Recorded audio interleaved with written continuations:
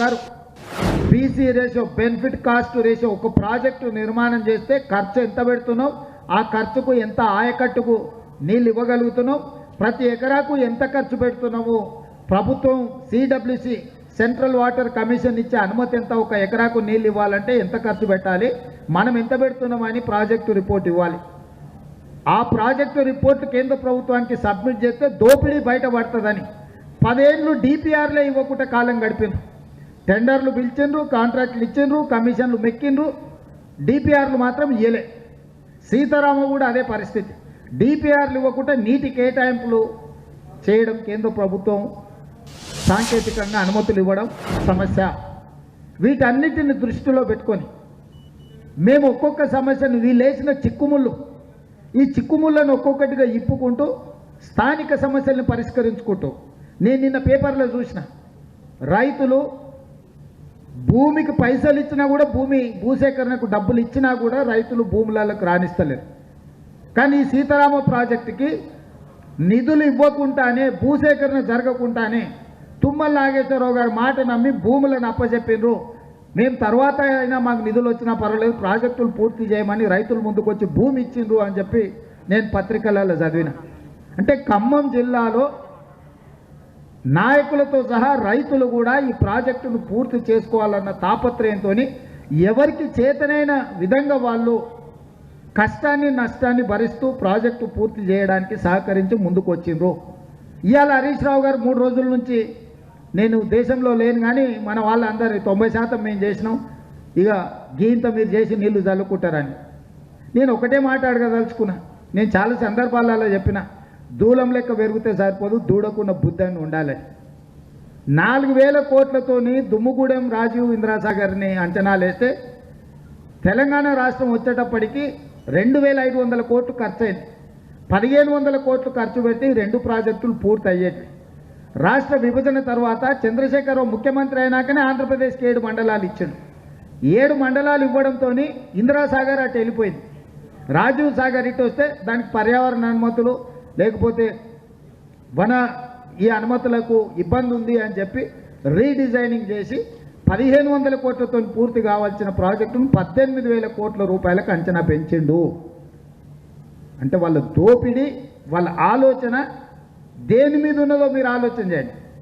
ఇప్పటి వరకు వాళ్ళు స్థూలంగా ఖర్చు పెట్టింది 7,500 కోట్లు. చుక్క నీరు కూడా, గుంట భూమికి కూడా ఇవ్వలేదు.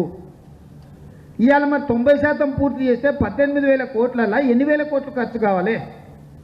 7,500 కోట్లు ఖర్చు అయినాయి అంటే 40% లోపలనే మీరు పనులు పూర్తి చేసినారు.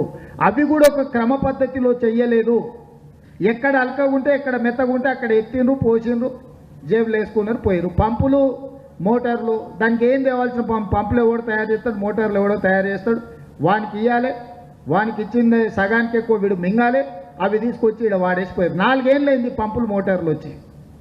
4 ఏళ్ళ నుంచి పంపులు మోటార్లు ఉత్తగా పడి ఉన్నాయి తప్ప వాటికి కరెంటు కనెక్షన్ ఇవ్వాలి, కరెంటు బిల్లులు చెల్లించాలని కూడా విద్యుత్ శాఖకు చెల్లించలే.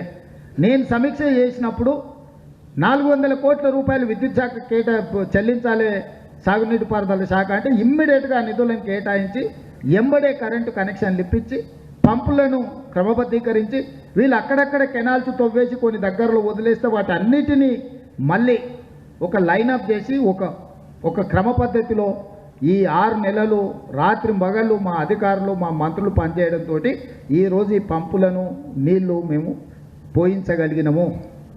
ఇవాళ మేము చల్లుకోలే గోదావరి జలాలు. మేము వెళ్ళి అక్కడ వెళ్తే గోదావరి తల్లే మమ్మల్ని ఆశీర్వదించింది. మీరు చూడండి, మేము చల్లుకోలే నీళ్ళు, గోదావరి తల్లే మమ్మల్ని ఆశీర్వదించింది, మమ్మల్ని తడిపింది. ఎందుకంటే మా ఆలోచనలలో క్రూరత్వం కానీ, మా ఆలోచనలలో లోపం కానీ, మాకు స్వార్థం కానీ లేదు కాబట్టే ఇవాళ అన్ని సజావుగా జరిగినాయి. ఇంత ఒత్తిడి ఉన్నా, 15 ఆగస్టు కార్యక్రమాలు ఉన్నా, ఇన్నున్నా ఈరోజు ఈ ప్రాజెక్టులను ఖచ్చితంగా ఈరోజు ఖమ్మం ప్రజలకు అంకితం చేయాలి. కృష్ణానది జలాల మీద ఆధారపడకుండా గోదావరి జలాలతో సప్లిమెంట్ చేయాలని మేము ఈరోజు ఒక మంచి కార్యక్రమాన్ని తీసుకున్నాం. మొన్న కరువు వచ్చింది, నాగార్జున సాగర్లో కృష్ణా జలాలు లేవు.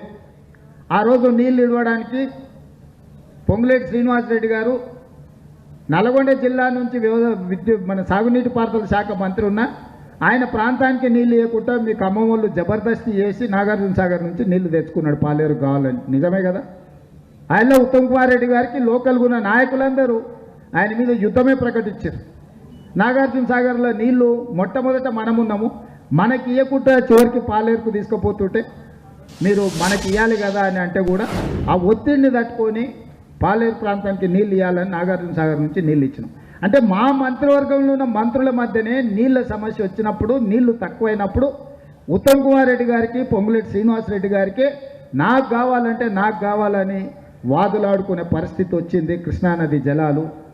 ఈ పరిస్థితుల నుంచి బయటపడడానికే, ఈ సమస్యను పరిష్కరించడం కోసమే ఖమ్మం జిల్లాకు గోదావరి జలాలతో తడపాలి ఈరోజు అని మేము కృషి చేసింది, మేము ప్రయత్నం చేసింది. ఈ శ్రమనంతా చులకన చేసి మాట్లాడడానికి హరీష్ రావు గారు ఓ తాపత్రయపడుతున్నాడు. నేను ఒకటే మాట్లాడుతున్న సూటిగా హరీష్ రావు గారిని, 10 సంవత్సరాలు నువ్వు ఏం చెల్లింది తోక మిగిలింది అన్నావు కదా, మరి ఆ తోక ఎందుకు పీకలేకపోయినావయ్యా? నువ్వు నీ మామ కలిసి తోడుకు నీ బామ్మాడుతుండేనే ఉన్నాడు కదా, నీ తోక బట్టి గుద్దడానికి మీరు ఎందుకు చేయలే? 10 ఏళ్ళు కూడా నాపిండా? 10 ఏళ్ళు మిమ్మల్ని ఎవరొద్దన్నారు? 10 ఏళ్ళు మీరే కదా, మంత్రులు మీరే, ముఖ్యమంత్రులు మీరే, ప్రభుత్వం మీదే, మొత్తం మీ కుటుంబమే పెత్తనం, ఆధిపత్యం కదా, ఎందుకు పూర్తి చేయలే? 10 ఏళ్ళు మీరు చేయలేని పనిని 6 నెలల్లో మేము పూర్తి చేస్తే అభినందించకపోతే అభినందించకపోయారు.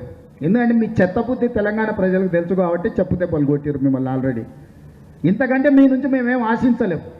తెలంగాణ ప్రజలకు కూడా మీ పట్ల ఉన్న భ్రమలు, మీ పట్ల ఉన్న నీలి మేఘాలు తొలగిపోయినాయి. తెలంగాణ ప్రజలు గుర్తించారు కాబట్టి అసెంబ్లీలో 39 ఎమ్మెల్యేలు ఇచ్చిన, పార్లమెంట్కి వచ్చేవరకల్లా గుడు 0 ఇచ్చారు. ఖమ్మం జిల్లాలో 2 నాకు తెలిసి డిపాజిట్ పోయింది ఎంపీలలో, అంతేనా?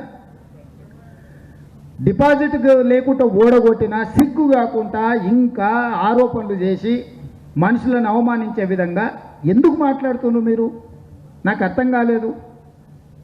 అందుకే మిత్రులారా, ఈరోజు ఖమ్మం జిల్లాలో ఉన్న పెండింగ్ ప్రాజెక్టులను పూర్తి చేస్తాము. ఉత్తమ్ కుమార్ రెడ్డి గారు మేమందరం ఆలోచన చేసి ప్రాజెక్టులను 4 భాగాలుగా విభజించుకున్నాము. 80% పూర్తయిన ప్రాజెక్టులు, 60% పూర్తయిన ప్రాజెక్టులు, 40% పూర్తయిన ప్రాజెక్టులు, 20% పూర్తయిన ప్రాజెక్టులు. 20, 40, 60, 80% పూర్తయిన ప్రాజెక్టులను యుద్ధ ప్రాతిపదికన 80% పూర్తి అయిపోయిన ప్రాజెక్టులను మిగతా 20% పూర్తి చేసి ఎంబడే జాతికి అంకితం చేయాలని చెప్పి వాటికి నిధులకు ఏమాత్రం సమస్య లేకుండా రాత్రి పగళ్ళు అవసరమైతే ఫ్లడ్ లైట్స్లో అయినా పనిచేయండి అని చెప్పి 80% పైగా పనులు పూర్తయిన వాటిని ముందు ప్రజలకు ఉపయోగంలోకి తీసుకొస్తున్నాం.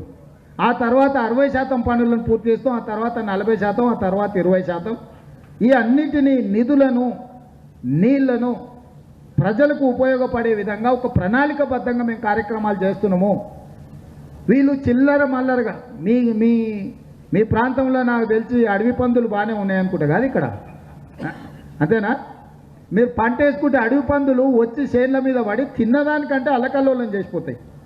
తెలంగాణ రాష్ట్రంలో కూడా ఈ దరిద్రులు తిన్నదానికంటే కలగా పులుగా చేసి చెత్త చేసి అడవి పందులు లెక్క చెరుకు తోటల మీద అడవి పందులు పడితే ఎట్లా సర్వనాశనం చేస్తే తిన్న తర్వాత మిగతా అంతా విధ్వంసం చేస్తారో ఇవాళ తెలంగాణ ఆర్థిక వ్యవస్థను కూడా కేసీఆర్ కుటుంబం విధ్వంసం చేసింది. అట్లాంటి సంసారాన్ని మేము చక్కదిద్దుకుంటా, సరి చేసుకుంటా, వాళ్ళు చేసిన అప్పులకు ప్రతి నెల 6,500 కోట్లు మిత్తి కడుతున్నాం. ఈ 8 నెలల మేము 42,000 కోట్ల అప్పు తెస్తే మేము 50,000 కోట్లు వాళ్ళు తెచ్చిన అప్పు కట్టినాం. మేము ఇవాళ అప్పులు తెస్తున్నది మేము దేనికో ఇవ్వడానికి కాదు, వాళ్ళు చేసిన అప్పులకు మిత్తి కట్టడానికే మళ్ళీ అప్పులు చేయాల్సి వస్తుంది. ఇది తెలంగాణ రాష్ట్రం యొక్క ఆర్థిక పరిస్థితి. అసెంబ్లీలోనే బట్టి విక్రమార్క గారు శ్వేతపత్రాన్ని విడుదల చేసిండ్రు. రాష్ట్ర ఆర్థిక పరిస్థితి ఎంతగా దిగజారిపోయిందో, రాష్ట్రం ఉన్న పరిస్థితి ఏందో. అయినా ఇన్ని అప్పులున్నా, ఇన్ని మిత్తులు కడుతున్నా ఖమ్మం జిల్లా సాగునీటి ప్రాజెక్టులకి ఏ ఒక్క రోజు కూడా ₹1 ఆపకుండా ఉత్తమ్ కుమార్ రెడ్డి గారు ఒత్తిడి చేసి బట్టి విక్రమార్క గారు, పొంగులేటి శ్రీనివాసరెడ్డి గారు, తుమ్మల నాగేశ్వరరావు గారు మొత్తం ఖమ్మంలోనే ఉంది కదా నేను మంత్రివర్గం అంతా. శాఖలన్నీ మీ దగ్గరనే ఉన్నాయి, నిధులన్నీ మీ దగ్గరనే ఉన్నాయి. ఆర్థిక శాఖ మీ దగ్గరనే ఉంది, గనుల శాఖ మీ దగ్గరనే ఉంది, రెవెన్యూ శాఖ మీ దగ్గరనే ఉంది, వ్యవసాయ శాఖ మీ దగ్గర ఉంది. మంత్రులు అంటేనే ఇవి ఇంకే ఉన్నాయి. టోటల్గా ఖమ్మం జిల్లాకే అప్పచెప్పినాము తెలంగాణ రాష్ట్ర ప్రభుత్వాన్ని. ఖమ్మం జిల్లాలో 10 నియోజకవర్గాలకు పెద్దలు కూనంనేని సాంబశివరావు గారి ప్రతిపాదన కానీ, మా ఆదినారాయణ కానీ, లేకపోతే మా కనకయ్య గారు వీళ్ళందరూ ఎమ్మెల్యేలు వెంకట్రావు గారు ఏవైతే వాళ్ళ నియోజకవర్గాల సమస్యలు సాగునీరు గురించి మాట్లాడుతున్నారో వాటిని ఖచ్చితంగా ఈ ప్రభుత్వం పరిగణలోకి తీసుకుంటుంది. ఈ ప్రభుత్వం చిల్లర మాటలు మాట్లాడే హరీష్ రావును చంద్రశేఖరరావును పట్టించుకోదలుచుకోలేదు. ఎందుకంటే వాళ్ళు కాలం చెల్లిన రూపాయి, చెల్లని రూపాయికి గీతలు ఎక్కువనంట, అక్కరకరానోనికి మాటలు ఎక్కువనంట. హరీష్ రావు నువ్వే 5 ఏళ్ళు మంత్రి చేసినావు, తర్వాత నీ మామ చేసిండు. సాగునీటి పారుదల శాఖ పక్కోనికి కూడా ఇవ్వలేదు. మీరే మీ కుటుంబమే 10 సంవత్సరాలు ఉంది. 10 సంవత్సరాల మీ చేతగాంతనాన్ని ఈరోజు మేము చక్కదిద్దుతున్నాం, సరిదిద్దుతున్నాము. కాబట్టి చిల్లర మాటలు మానేసి మీకు తీరుకున్నప్పుడు ఓపిక వచ్చినప్పుడు వచ్చి నీళ్లు నెత్తి మీద చల్లుకొని, చల్లుకోకపోతే ఓ 2 సీసాల మామ కల్లునికి పంపించండి తుమ్మల నాగేశ్వరరావు గారు, దేంట్లో దాంట్లో కలుపుకొని కాలం వెళ్ళదీస్తారు. కాబట్టి గోదావరి జలాలు అట్లనన్నా వాళ్ళకి జ్ఞానోదయం కలిగిస్తాయని నా ఆలోచన. ఏదేమైనా మీడియా మిత్రులారా, ఖమ్మం జిల్లా ప్రాధాన్యత, ఖమ్మం జిల్లా అభివృద్ధికి కాంగ్రెస్ పార్టీ కట్టుబడి ఉన్నది. ఎందుకంటే ప్రతి కష్టకాలంలో 2014 కావచ్చు, 2018 కావచ్చు, 2023 కావచ్చు, 100% మీరు అండగా నిలబడ్డారు. తప్పకుండా ఈ ప్రభుత్వం మీ ప్రాజెక్టులను పూర్తి చేస్తుంది. ఈ వేదిక మీద ఉన్న మేమందరం మీ ప్రాజెక్టులు పూర్తికి కట్టుబడి ఉన్నామని మీకు అందరికీ తెలియజేస్తూ ఈ బ్యాలెన్స్ వర్కులు అన్నిటిని కూడా వేగవంతంగా పూర్తి చేస్తామని తెలియజేస్తూ మీ అందరి దగ్గర సెలవు తీసుకుంటున్నాం. సాక్షాత్తు ప్రభుత్వ అధినేత, రాష్ట్ర ముఖ్యమంత్రి, ఇరిగేషన్ మంత్రి గారు ఇద్దరు వచ్చి రాష్ట్ర ప్రజలకి ఈ ప్రాజెక్టు పూర్తి చేస్తాము అని చెప్పించడానికే ఈరోజు రప్పించాం. ఈ స్వాతంత్ర దినోత్సవ శుభ సందర్భాన ఇంకా 8,000 కోట్ల పైచీలకు ఎంతైనా సరే దీని మీద ఖర్చు పెట్టే శక్తిని ఆ భగవంతుడు ముఖ్యమంత్రి గారికి, ఇరిగేషన్ మంత్రి గారికి కలగజేయాలని చెప్పి ఆ భగవంతుడిని ప్రార్థిస్తూ మీ అందరికీ నమస్కారం. Thank you.